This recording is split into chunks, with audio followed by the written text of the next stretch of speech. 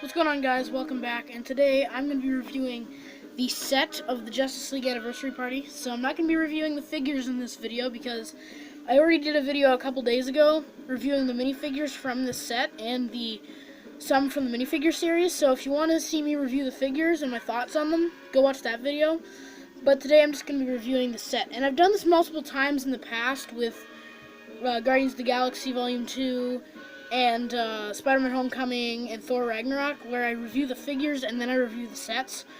And so this is my first time actually reviewing one of the sets. So we're actually going to get around to that now, and that's what I'm going to do for Infinity War, is I'm going to review the Guardians of the Galaxy Volume 2 Aisha's Revenge set without the figures, the Spider-Man Homecoming Beware the Vulture set without the figures, and because I already did a video on that, and then the Thor Ragnarok, Thor vs. Hulk Arena Clash set. And that's going to be what I'm going to do to kind of celebrate the release of Infinity War, is one per day. So for the next 3 days, be expecting a review on one of those sets, probably in the order of release date, which is, of course, Guardians of the Galaxy Volume 2, Spider-Man Homecoming, and Thor Ragnarok. So that's kind of my schedule for this week. And then also on the weekend, probably be expecting an Infinity War review from me. And maybe with Amelia Suter, we might be doing a collab review on that. We'll have to see. But, yeah, let's get into the set now. So, this build, I think a lot of people are saying, oh, this one's basically like a large battle pack because the build isn't that good. I think it's pretty cool. I like the way they represented Superman's Fortress of Solitude here, or Solitude. I like the, kind of, you can see kind of some rocks here, and then the snow built on top of them, and there's a lot of lights and stuff, so you can see a lot of blue and pink, like, little lights scattered around the build. And little ice snow mountains like scattered around, so I like that kind of attention to detail. And then you do have these kind of clear stands representing, I suppose, ice crystals or like ice spikes, and these Spider-Man web strings kind of connecting to them with stars on top to get, I guess, be lights, maybe party lights, or just kind of star decorations, kind of, I suppose. And then you can also see some large speakers, because, you know, this is the Justice League Anniversary Party. And of course, it's going to be a party, so you gotta have some speakers here. So, yeah, there's some speakers on the side, which is a pretty simple build. You just get one of these poles, these clip pieces, these tile pieces, and then the gray dishes and like a plain black brick. So, if you just look up the instructions, this is a pretty useful just build for like any like speaker, like not just this set, but any speaker. So I definitely recommend looking up the build for this, because it's a pretty simple build, but it's very effective as being a speaker. So, and it does have a little cone on the bottom, but you don't necessarily need that part. So, yeah, that's pretty much it for kind of the overall like look and design of it. You got some clear pieces and snow pieces kind of representing ice and snow. The string of lights are just party decorations, and the pink and blue scattered around throughout it. Then we're going to go on to the play features.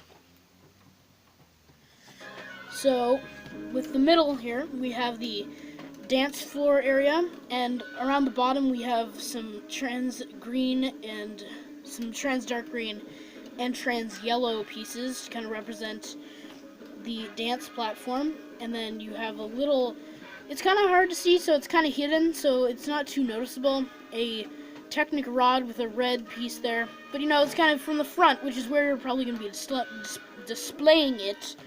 No one's going to really see that rod. So you can place some figures here. So I'm just going to get El Dorado here. You can put them in a dance pose. I'll also put Superman here as well, and they can just, you know, party around here.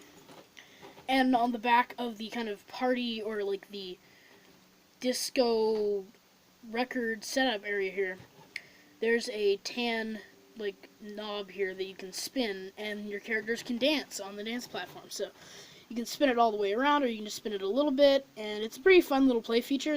It's nothing new, but it's kind of interesting. They, in this set, which is kind of compact, they managed to sneak in a very well hidden play feature. Even though it's a pretty standard play feature, it is very well hidden, and it doesn't decrease from the display value of the set, which I really appreciate. So that's pretty cool there. You do see the Justice League anniversary, the 57th Annual Justice League Anniversary Party banner here with 3 stars down one side and 3 down the other. That's 6 stars, so I don't know if that's a reference to... It might be a reference to the Justice League movie, because I think there's 6 members, right? I don't know. But yeah, that's pretty interesting there. I'm kind of disappointed it wasn't a print. I thought that was going to be like a print on 2 tiles, and that it would have looked better if it was printed, but they're stickers. And they're still pretty cool looking stickers. It's just for the fact that I was hoping that it would be a reusable print, but it's only stickers, and they don't line up perfectly, but I think I've nailed the stickers pretty well so that it doesn't look too bad with the gap. So like the 57th annual and Justice League words don't look too bad, but then the bottom is just like anniversary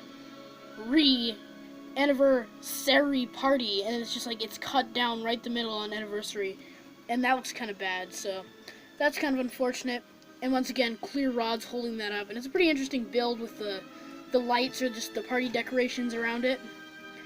You can see around the back we have an area. It doesn't look too bad from the back, there's not much covering it up. I think they could have used with some white slopes kind of covering up the clear pieces there and connecting them more sturdily, because these do come off pretty easily if you knock the build. And then there's a little stand here, so you can have different people manning the station here. So you can have Wonder Dog on this 4 wide tile here, and you can stick him on it right there, and he can be manning the DJ booth like he did in the Lego Batman movie, I believe.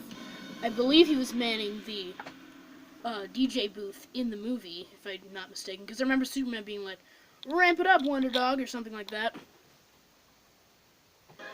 But that's pretty much it. We just need to take a closer look at the DJ booth here. So you do have a lot of sticker detail. I think I'll look at it from this angle, then you can see it better probably. But you do have some Batman record pieces, which is pretty cool, because in the minifigure series you do get one of the Wonder Twins has the record piece, but you do get Batman printed record pieces, which is pretty funny, because, you know, Batman wasn't invited, but Superman's using his records, so that's kind of funny. You do see some prints, which I think are identical on both sides here, but there are useful prints. And then one large 4x4 tile down the middle with a nice print there with some switches for the volume of the music, and there are some levers, or levers, however you want to say it here, so he can man it. And then the last kind of feature here is that if you don't want Wonder Dog to be manning it, you can just fold that back, and then you can knock over the speaker. So you can lean that back, and then you can put a figure such as... It shows El Dorado on the box, but I do believe it was Wonder Dog in the movie, but you can put a figure there, because there's a foot space there, and you put a figure such as Green Arrow there. And the only problem I really have with the set, I do think the build is pretty interesting, is that I feel like the kind of area on the side, because it kind of goes out to the side on either side, I feel like the speaker parts break off too easily, and I think they should have put a tile on the back to kind of cover up the studs. Even though it doesn't look that bad from the back, I think it would have covered it up more, and it would have added to the security of the set. And I feel like the kind of sides break off way too easily if you lift it up. So I think that could have used with some more security on the model. But other than that, I think the build's a lot better than people are saying. I think it's a pretty good set. So I'm going to give it an A- as a grade. You can definitely go get the set. I definitely recommend it, but if you're like a Lego Batman fan, but like me, a lot of the characters in here are comic based, and I'm not a huge comics fan. Like, I follow a lot of the films, but I haven't really read many comics, so a lot of the characters are pretty obscure to me, like El Dorado, even though he does have really useful like Asian printing.